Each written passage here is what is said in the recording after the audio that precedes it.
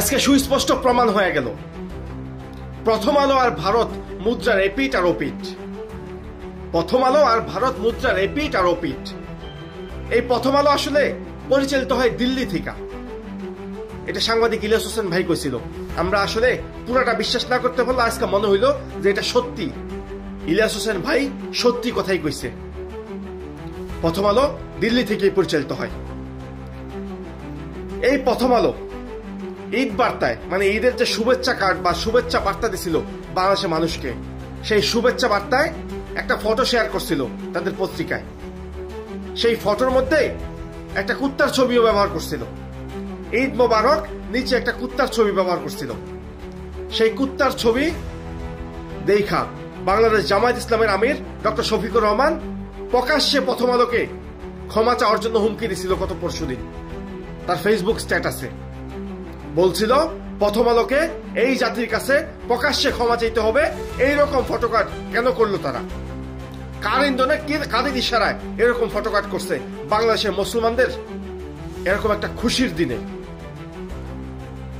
এইটার পরে দেখেন আজকেই খবর হয়ে গেল, ভারত থেকে খবর আইছে বিএনপি যদি জামাতের সঙ্গ ত্যাগ করে তাইলে বিএনপির সাথে ভারতের বন্ধুত্ব হইতে পারে।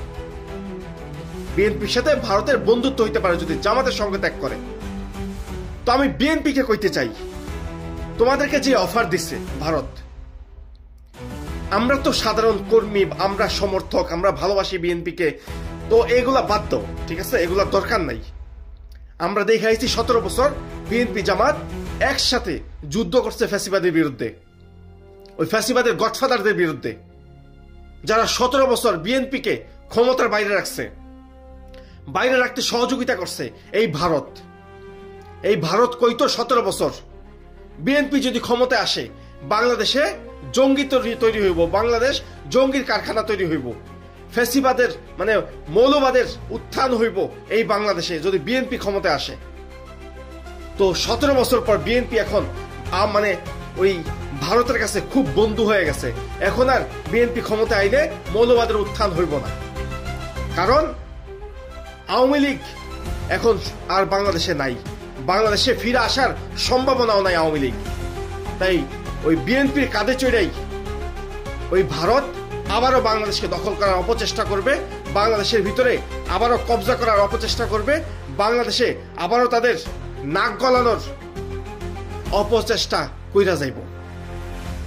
তো বিএনপির আমি কইতে চাই, 17 বছর এই আওয়ামী লীগের বিরুদ্ধে, এই ভারতের বিরুদ্ধে যুদ্ধ করছি আমরা সবাই মিল্লা, বিএনপি, জামাত, 18 দল, 14 দল, 17 দল, যারা আছে সবাই, এই সবাই নিয়েই কইছে যদি এই সবাই ক্ষমতায় আসে তাহলে বাংলাদেশে মৌলবাদের উত্থান হইব।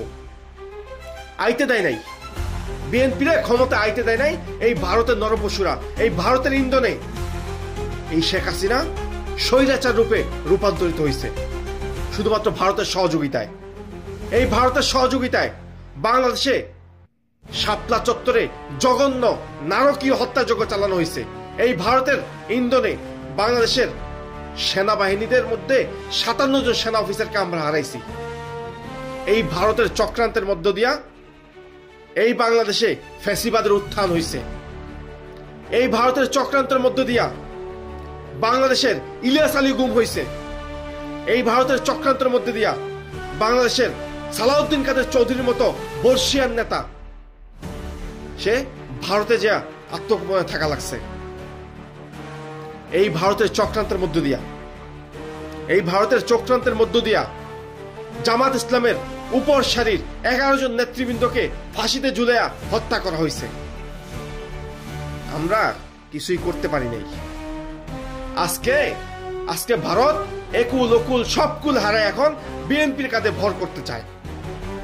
বিএনপিকে কইতে চাই, খোলা চিঠি বিএনপির জন্য, এই সমস্ত ভারতের দালালি করা বন্ধ করো। তোমাদের দলের ভিতরে যারা ভারতের দালালি করবে তাদেরকে লাথি মেরে ভারতে পাঠিয়ে দাও, দরকার নেই এরকম নেতৃত্বের।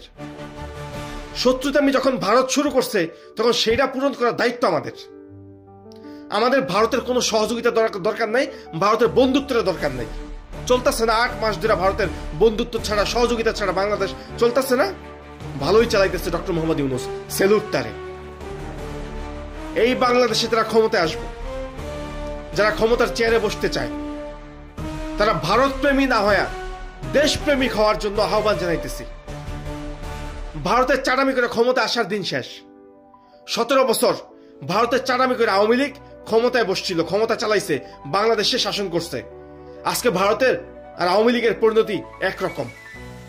আওয়ামী লীগের পরিণতির দিকে তাকায় দেখো, নিচ থেকে শুরু করে উপর পর্যন্ত কোন নেতৃবৃন্দ, কোন নেতাকর্মী বাংলাদেশে আ থেকে উ করতে পারতেছে না। অতএব বিএনপিকে কইতে চাই, ভারতের দ্বারস্থ হইয়া ওই চেয়ারে বসার স্বপ্ন বাদ দাও।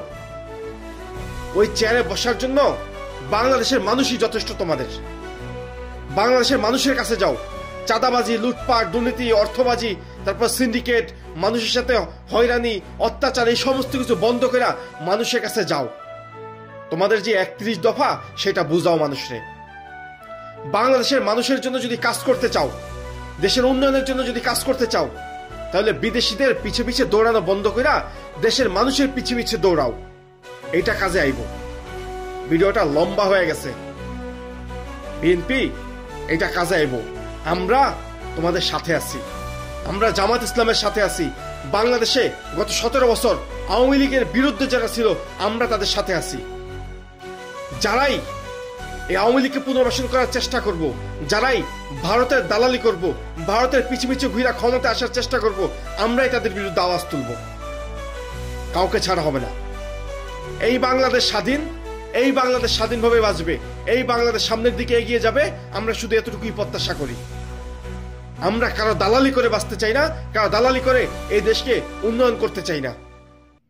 আমাদের যতটুকু আছে এতটুকু দিয়েই আমরা এই দেশকে উন্নয়ন করব, এই দেশের মানুষের মুখে হাসি ফোটাবো, এই দেশের মানুষের পেট ভরবো। আমাদের আর কিচ্ছু দরকার নাই। অতএব ভারত বিএনপিকে যেই শর্ত দিছে, সেই শর্ত বিএনপিকে বলবো লাথি মাইরা সেই শর্ত দিল্লিতে পাঠিয়ে দাও। এই বাংলাদেশ কিভাবে গঠিত হইব সেটা বাংলাদেশের মানুষ ডিসাইড করব।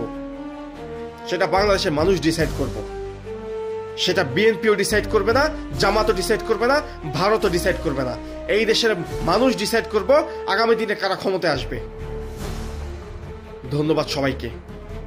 ফলো দিয়ে যাবেন, সাথে থাকবেন। আপনাদেরকে সাথে নিয়ে যুদ্ধ চালিয়ে যাব ইনশাআল্লাহ।